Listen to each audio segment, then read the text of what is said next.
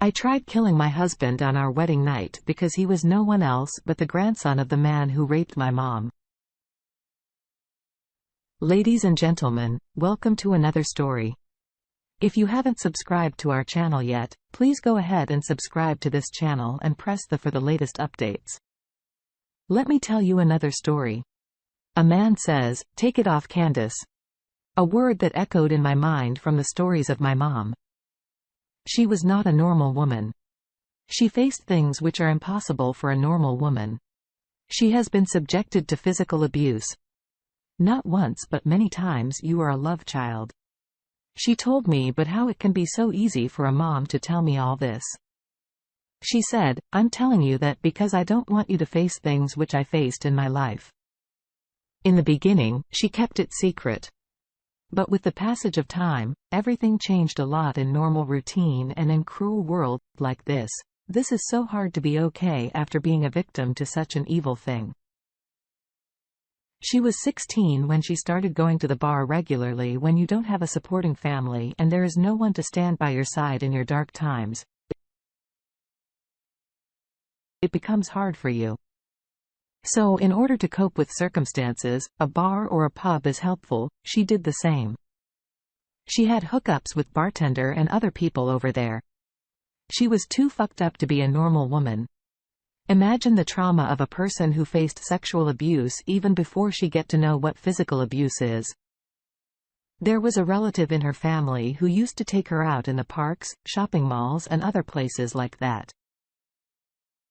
No one raised the question that this is inappropriate and this should not happen in the first place because her mom died in the time of her birth. And her father was a businessman who is always busy in his work. The only person who got to spend time with young Candace was his uncle, a man. Can't be an angel until you are his blood. The guy who mistreated her in her childhood taught her a lot of things. Can you imagine that there was no woman to give her education regarding her body parts? He helped her in a lot of aspects. He attended her parent-teacher meeting in school. He taught us all the subjects and sometimes he scored really well, which was due to the efforts of his uncle. That man was not an evil. But I already told you, man can prove himself angel when you are his own blood. You can imagine how it feels when you get vulnerable in front of someone and they hurt you in the worst way. Same happened to her. But she was even more sensitive as a child, her little mind, and made her question that he is the same person who taught me that one should never let anyone touch her private parts. No one should let others see it. She became confused when he used to ask her take it off. Candace, she observed a sense of fear on his face while doing all this. He used to rub his hands over her genitals and she used to keep standing empty-faced, staring on walls as if life has left her alone in a mystery which cannot be solved by his young little mind. After the death of his uncle's wife, sexual assault became the matter of daily routine. The most horrible part of her day was that when he used to come in the room and say, "Candace, take it off." After that, he slowly put his genitalia into hers. Say that Candace is my sweet doll. This will always be the little secret between me and my daughter. And when she will grow up, a prince will come for her from the heaven and will marry him. She used to ask uncle would that prince will do the same thing with me. She never got the answer for this question, which made her to search for it in her own. With time, she learned that she's a victim of sexual assault. And that time she knew nothing about this perception was enough to mess with her psychology for lifetime. How this horrible thing can happen to me. If there's a lot up above in the heaven, then why he is letting that happen to me while I was so young to save myself from the misery. These thoughts raised question in her mind against every religion and belief. And she became an atheist when she was 13. She got her first period, but she didn't know how to take care of hers as there was no one to teach her all about it. She was in a lot of pain and it made her think that she is going to die because of some chronic disease. Her clothes got covered with blood and she got faint because it became unbearable for her senses. She was laying on the floor out of her senses. When her father saw her like that, when he came back to home, he rushed to see what happened to her. He took her to the hospital where a nurse cleaned her and tended her. When she came back to her senses, Doctor told his father about the whole situation. Doctor also told him that she was too low in energy to bear pain like that. He got ashamed for his carelessness. He decided that he should be marrying a woman so that she can take care of her.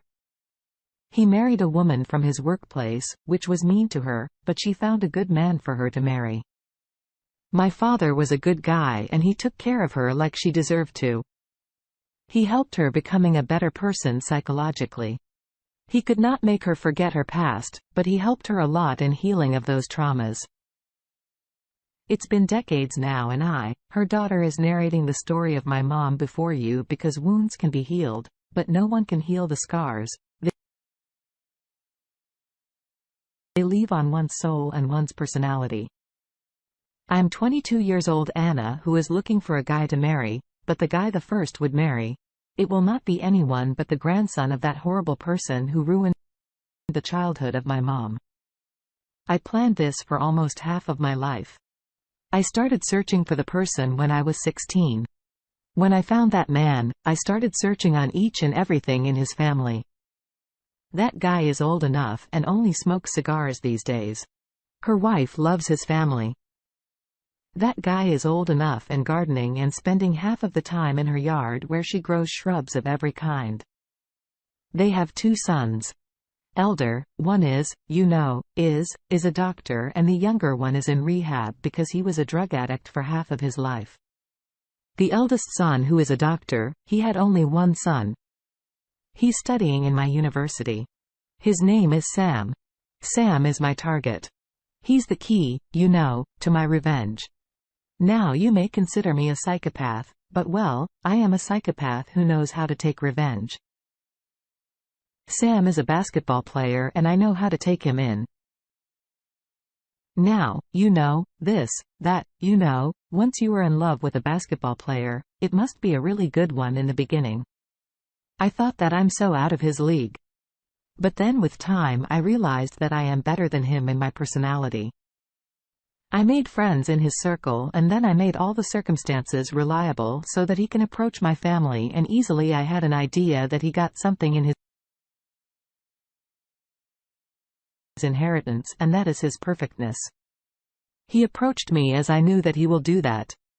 Definitely things happened in my favor and it didn't take me so long to make him closer.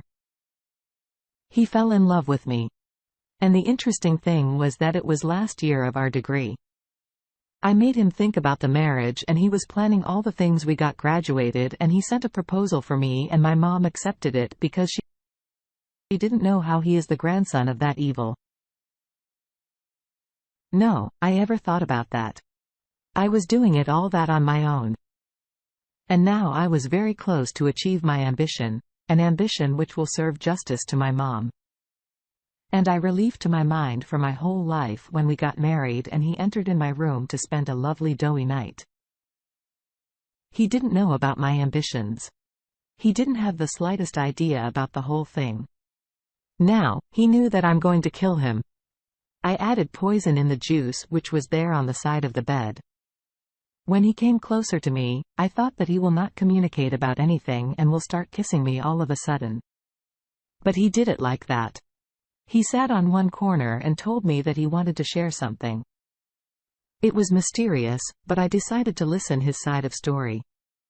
I asked him to proceed. He said I have some traumas in my life. Now, it became mysterious for me. He told me that his grandfather married a woman who was a victim of a child abuse after that.